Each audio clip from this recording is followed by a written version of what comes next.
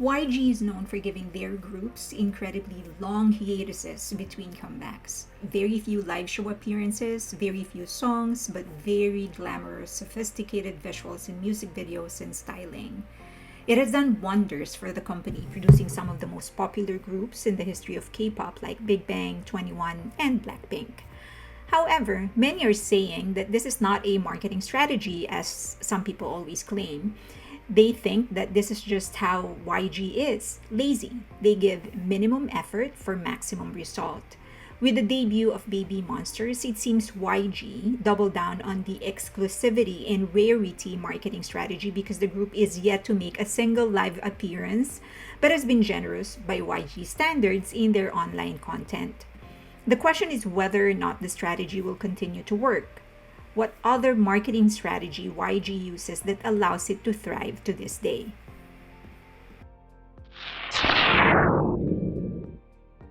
Hi, so this one is a request. The actual request is to do a comparison of the different marketing and business strategies that SMYG, JYP, and HYBE have been using. I haven't really decided whether or not I'm going to do that. This specific video is just for YG because there's some of you actually who requested my take on whether or not the scarcity strategy that YG is still using, whether or not it will work with Baby Monsters.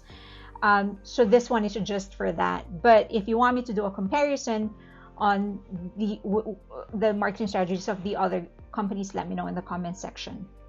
The only disclaimer is that I'm not involved in any of those companies, so I will just be using my own marketing background and my own knowledge in doing a reverse engineer of the marketing and business strategies they've been using. Second disclaimer for this video, and if I do decide to do the other videos, this is just purely a marketing discussion. I'm not going to be discussing the quality of their music or whatever, just purely marketing and business discussion, so please no fan wars. All right, if you do end up liking this video, please give it a thumbs up, and of course subscribe and hit that notification button. And share the video if you can, because that's really helping my channel. Thank you to those who are doing it. I really appreciate it. And for those who haven't, please do it. Thank you so much. Let's go to the video. The exclusivity theory. Exclusivity is not just a marketing strategy, it's actually an overall business strategy where a company limits the amount of supply of its products to draw a better price or value for it by giving a sense of exclusiveness to its customer. This has been highly utilized by many enduring brands. Think about really expensive brands like Ferrari, American Express, Chanel, and more. They utilize being exclusive to increase product prices, making their brands equivalent to social status. Operative word, social status. The idea of subscribing, owning, or buying into the brand puts you in a higher level than everyone else, at least in theory. That's a powerful motivator. Ferrari previously launched XX projects.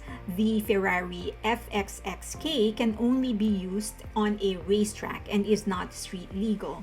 In fact, you can't bring it home.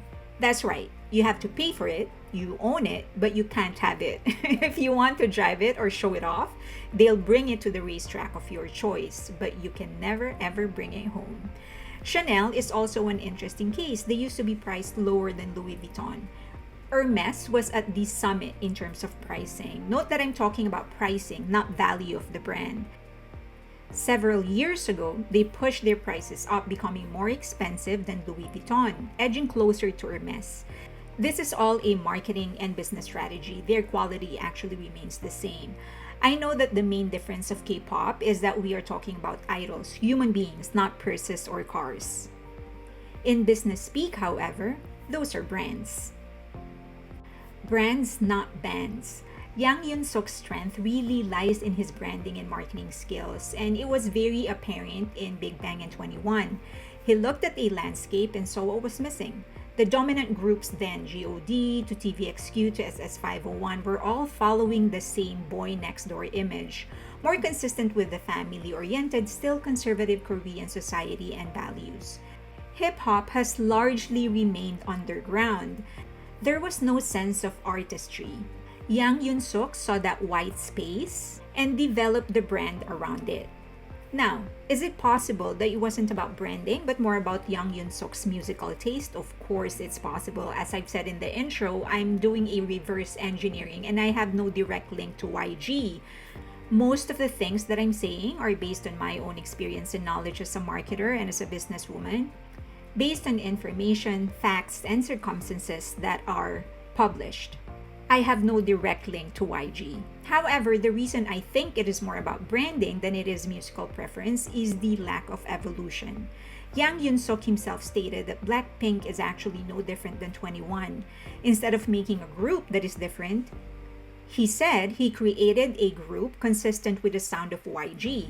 In other words, he has a YG brand and created a group consistent to that brand instead of creating a band that will create a brand. The visual devices that he used, however, are very interesting. One important thing to do when building a brand is to be consistent. And YG has used pretty much the same sonic and visual devices across all groups. YG uses big sets with glossy finish. Gloss is shiny and it reflects more light. In cinematography, it is actually used to make the images sharper in appearance and brighter. A gloss finish reflects light. Looking at a YG music video visually feels like a disco ball personified. There's a lot of smaller elements, but each reflecting light and constantly rotating.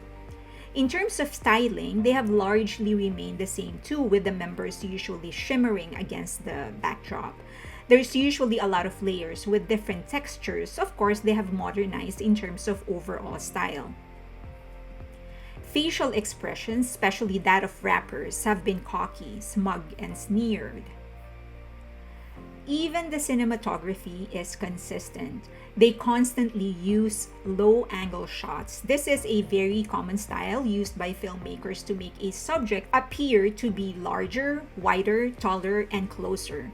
That's the same perceptual trick used by filmmakers all the time to make monsters look scarier, heroes or villains more powerful, and victims even more vulnerable. That's why YG artists look larger than life from the get-go. The audience is always looking up at them. Combine that with a smug or cocky facial expression, shimmering clothes, bass-heavy background, and big sets, and you have the perfect formula for powerful and glamorous idols. Brand association. It is a mental connection a customer or a consumer makes between a brand and a concept, image, emotion, experience, person, interest, activity, or another brand. This is actually a crucial psychological influence and a complex phenomenon that can quickly establish a brand, but very few actually understand how to create it. YG has associated their groups with other groups. When they debuted 21, they were the female Big Bang. When they debuted Blackpink, they were the next BTS. When they debuted Baby Monster, they were the next Blackpink. This strategy has been used formally and informally by different companies and different artists. In fact, many careers were launched using brand association. There were soloists who were supposed to be the next Michael Jackson or better Whitney Houston or the Beyonce of Asia. The logic is simple. The other brand already has a recall. It already has a strong following and it already has value. Associating yourself with that brand automatically gives your brand some sort of value. In other words, you are profiting from the value other brands built. While you can actually launch a brand or a product using brand association, you cannot sustain a brand or an artist's career using purely brand association. It's an entry point and a booster, but it is not the end all and be all of anyone's career. Scarcity. As we all know, YG artists have very limited discography compared to other groups and artists. 21 has 37 songs, 50 songs if you include solo songs in their 7-year career. Blackpink has 32 as a group, but if you include solo songs, you will land at around 40. If you include one of the girls, where Jennie was actually a featured artist, you will have 41. Big Bang has the most number of songs with 93 or so as a group, and more than 200 if you include solo songs in their 12-year run as a group. While this may seem too few by K-pop standards, it is actually not strange by Western standards. There are some Western musicians that are known for taking long breaks between albums. Adele's 18-year career, and she has released 67 songs. Dua Lipa has been active for 10 years and has only released 89 songs. These two artists rely more on the impact and the quality of their songs rather than the quantity of it. Of course, there are performers and artists just like Beyonce and Taylor Swift, and both of those artists have hundreds under their belt. The value and quality of the songs that they released are, of course, never affected with the quantity of their release.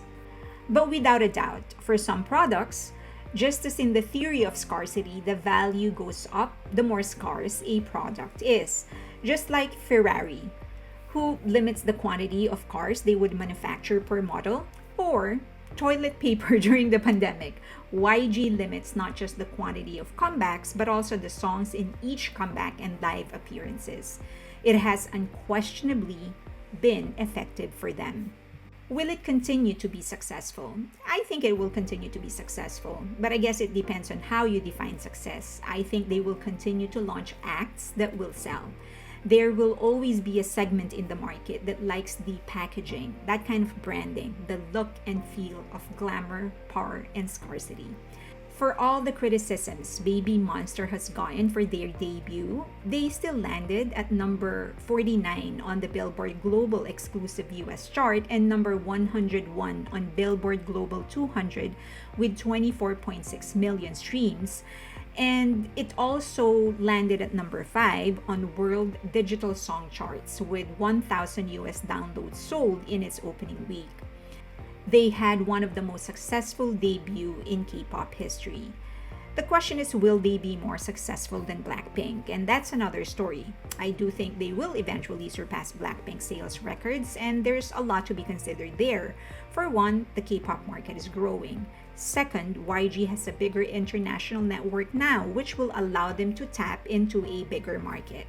But impact is another story, and it deserves its own video. Another question is, how well will this work against other companies' marketing strategy? Does YG even want to surpass the other companies and become number one? And do they plan to do so using the same marketing and business strategy? Limitation of a premium brand. Scalability is always the problem of a premium brand.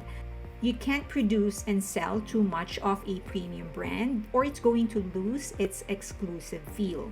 Since YG groups are hinged on scarcity and exclusivity, they can't release too much music or they will lose that part of their branding. They're going to lose their mystique. Most exclusive brands don't make it to the top 100 of Fortune Global 500 companies unless they are owned by other companies that own other brands. Christian Dior is the only luxury fashion brand inside Fortune Global 500. Amex didn't even make the list. That's why it isn't surprising for YG to rank 4th in net profit after HYBE, JYP, and SM for this year and for most of the last 7 years, and 3rd behind SM and JYP in the 10 years prior. This is considering JYP actually found themselves in a worse situation when JYP tried to set up camp in the US just before the global economic crisis. We have seen Blackpink break away from that exclusivity branding a little in the last 2 years. They have partnered with a gaming company, they released dolls and other products. The members have also pursued individual projects that may be considered too risque, like Jennie's participation in The Idol, Lisa's special performance in Crazy Horse. If the goal is to expand their career to a wider reach and start planning for solo careers, the moves made sense. But it broke away from the original brand YG had designed. YG is a master of beautiful visuals. If you look at their music videos, there's not a whole lot of narrative in there. They tried a little when it was in during the 21 era, but with Blackpink, there's really not a lot of narrative, not a lot of substance in terms of narrative in the music videos, but they're just so stunning. So they're gonna lock you in based on the beauty, sheer beauty of the visuals that they're presenting. But that seems to be obviously enough for a lot of people. Now for Baby Monsters, this is pure speculation. I think because they haven't done any kind of physical promotion yet, they just released the music video and they haven't appeared on any kind of show or whatever. I think one reason is that Ion, one of the members, and I thought was going to be the leader of the group, did not debut with YG with the group. So I think they have to recalibrate a little bit, given that she's a vital member of the group. So they had to delay it because she wasn't going to debut with the group. Second speculation, again, sheer speculation, because this is YG's baby, Yang Suk's baby, and I think he wanted to be hands-on when it comes to the promotion, but he was sentenced to 6 months in prison and I think 1 year probation. So I think he wants to serve the sentence first, make sure that's out of the way, and he is hands-on when it comes to when time comes. Then he will be hands-on for the actual promotion, which means a lot more physical appearances in different shows and concerts and stuff like that. But that's just my speculation. Okay, so I hope you learned a little about the marketing strategies that YG has been using. Again, the disclaimer is that I'm not from YG, so this is a reverse engineer. Okay, based on my own experience, decades of marketing and advertising and business. So I applied what I know to what they're doing. Whether or not I'm right, I think I am. Okay, so if you like that video, as I've said, if you want me to do a series, let me know in the comment section. Also, if you like this video, please give it a thumbs up. You can say whatever it is that you want to say, give your comments. Always be respectful. This has nothing to do with the quality of the music or the achievements of the group. This is purely a marketing discussion. Okay, please subscribe and also hit that notification button so that you know when there's a new video getting published, and of course share the video if you can. That's really helping my channel. Thank you so much. It's almost Christmas. Thank you. I appreciate you.